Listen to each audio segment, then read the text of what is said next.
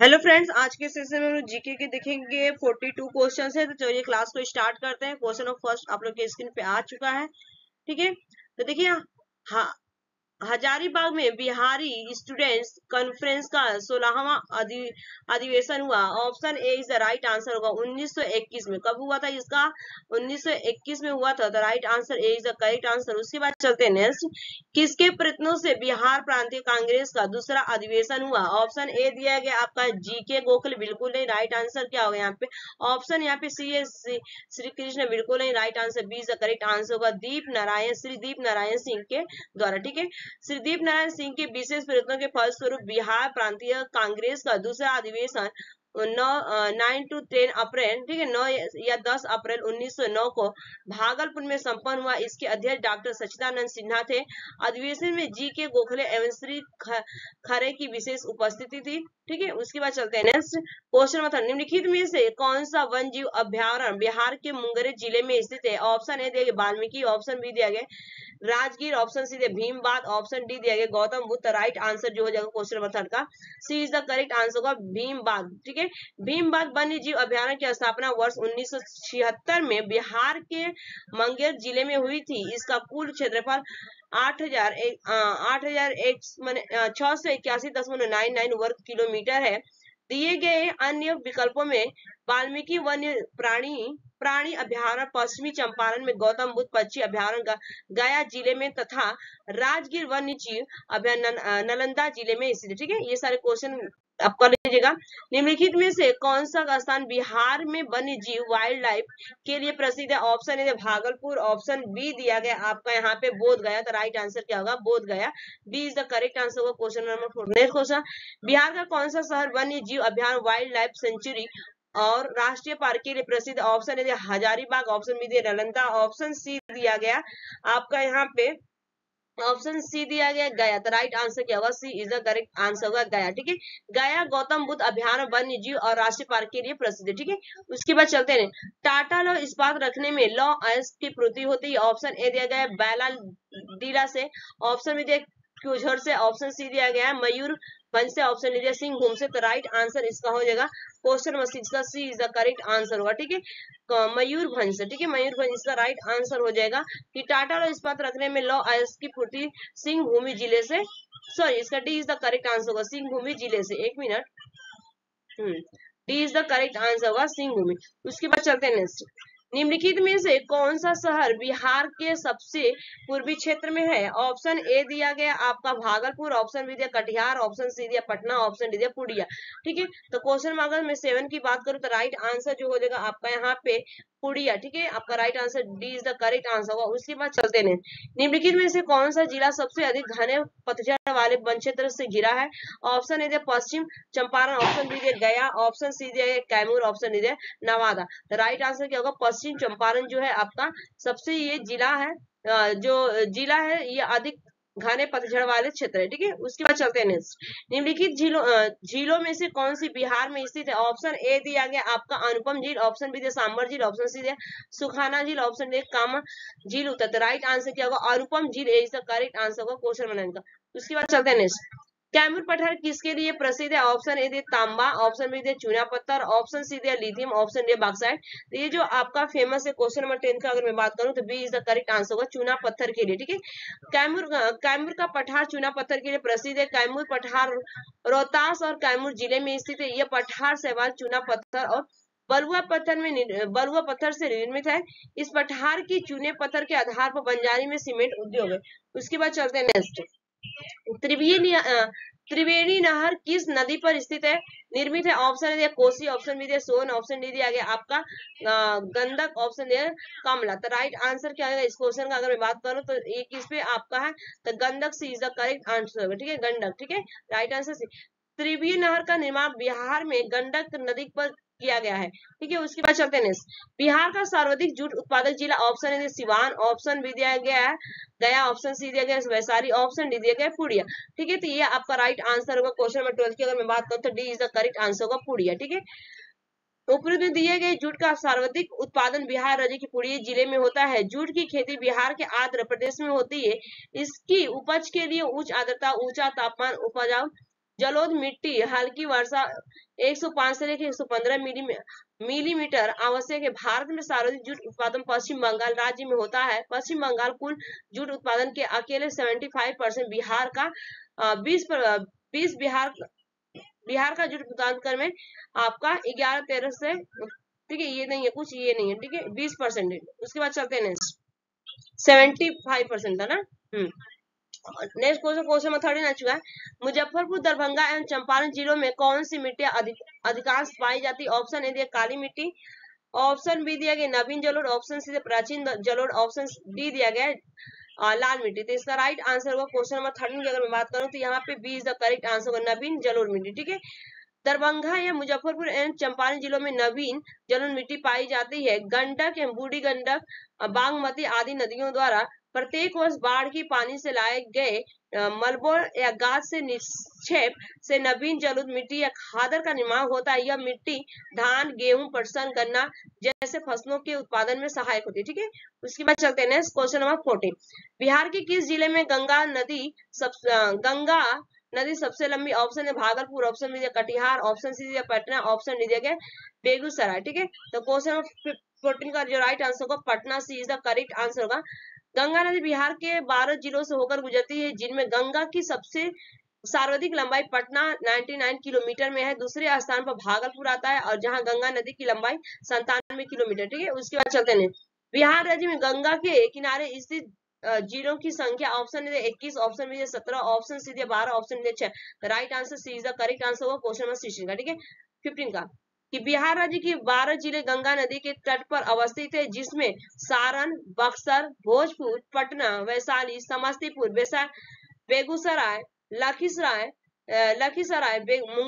Munger, Khagaria, Bhagalpur and Katihar शामिल है। ठीक है, उसके बाद चलते हैं निम्नलिखित में से कौन सी नदी फतुहा के पास गंगा में मिलती? ऑप्शन ए सोन, ऑप्शन दिया पुनपुन, ऑप्शन सी दिया सकरी, ऑप्शन डी दिया राइट आंसर क्या होगा पुनपुन। ठीक है, पुनपुन नदी मध्य प्रदेश के पठारी प्रदेश से निकलकर बिहार के औरंगाबाद जिले में प्रवेश करती है और पटना जिले के फतुहा के समीप गंगा में मिल जाती है।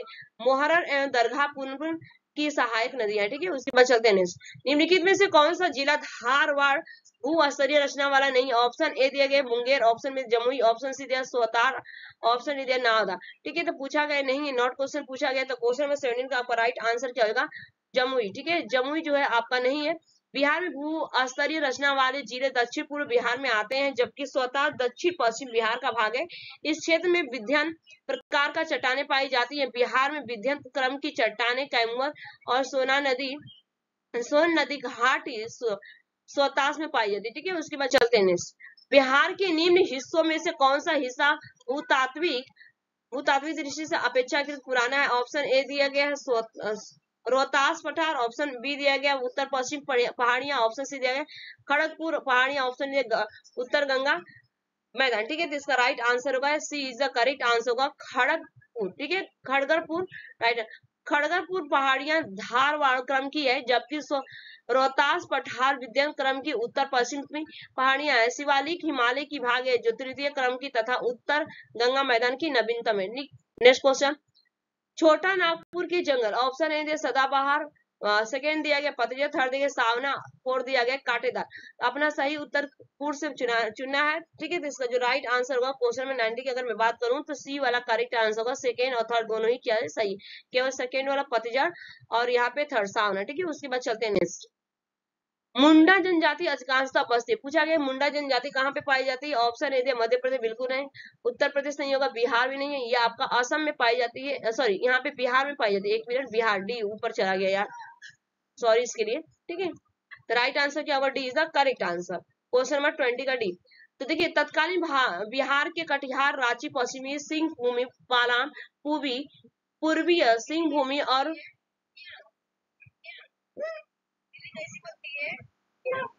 गुमला जिलों में मुंडा जनजाति संकेंद्रित है। 15 नवंबर 2000 को बिहार से काटकर नवनिर्मित झारखंड राज्य के पश्चिम मुंडा जनजाति बिहार की पश्चिमी सबसे अधिक जनसंख्या वाली जनजाति है। झारखंड बिहार में जनजातियों की कुल जनसंख्या की दृष्टि से मुंडा जनजाति तीसरी सबसे बड़ी जनजाति। ठीक है, उसके बाद चलते हैं नेक्स्ट, बिहार की सुमेश्वर श्रेणी, ऑप्शन ए दिया पारसनाथ पहाड़ी से पुरानी, ऑप्शन बी दिया राजमहल की पहाड़ी से पुरानी, ऑप्शन सी दिया खड़गपुर पहाड़ी से पुरानी, ऑप्शन डी दिया इनमें इन सब से नहीं। ठीक है, इसका राइट आंसर होगा क्वेश्चन नंबर 21 का आपका D is the correct answer, इन सबों से नहीं। ठीक है, बिहार की सुमेश्वर श्रेणी और शिवालिक श्रेणी का निर्माण एक ही काल प्लीस्टोसीन काल में हुआ, अतः ये उपयुक्त तीनों पहाड़ियों की अपेक्षा नवनिर्मित पहाड़ियां श्रेणी। ठीक है, नवनिर्मित पहाड़ियां। उसके बाद चलते हैं, बिहार का तराई प्रदेश विस्तृत, ऑप्शन ए छोटा नागपुर पठार के उत्तरी कागर के समांतर, ऑप्शन बी भारत नेपाल सीमा के समांतर, ऑप्शन सी दिया रोहतास पठार के पूर्वी कागर के समांतर, ऑप्शन डी दिया राजमहल पहाड़ियों के पश्चिमी सीमा के समांतर। तो क्वेश्चन नंबर 22 का जो राइट आंसर होगा B is the correct, Bharat Nepal सीमा के समांतर। ठीक है, बिहार का तराई प्रदेश भारत सीमा नेपाल के समांतर विस्तृत है। बिहार राज्य के नेपाल से लगे जिलों के पश्चिम चंपारण, पूर्वी चंपारण, सीतामढ़ी, मधुबनी, सुपौल, अररिया, किशनगंज में तराई प्रदेश पतली पट्टी के रूप में विस्तृत है। ठीक है, उसके बाद चलते हैं देशेर कथा पुस्तक किसने लिखी है? तो इसका राइट आंसर होगा क्वेश्चन में अगर मैं बात करूं 23 का, तो ए इज द करेक्ट आंसर होगा सखाराम गणेश देवसकर। ठीक है, देखिए देवसकर कथा देश की बात है, महान क्रांतिकारी चिंतक एवं लेखक सखाराम गणेश देवसकर द्वारा लिखित क्रांतिकारी विचारों से युक्त बंगला पुस्तक है। इसका प्रकाशन वर्ष 1904 में किया गया था। उसके बाद चलते हैं नेक्स्ट, स्वामी सजानंद सरस्वती ने एक पत्रिका का प्रकाशन किया जिसका नाम, ऑप्शन ए जनकृति, ऑप्शन बी दिया गया हुंकार, ऑप्शन सी दिया गया कृषक समाचार, ऑप्शन डी दिया गया विद्रोह।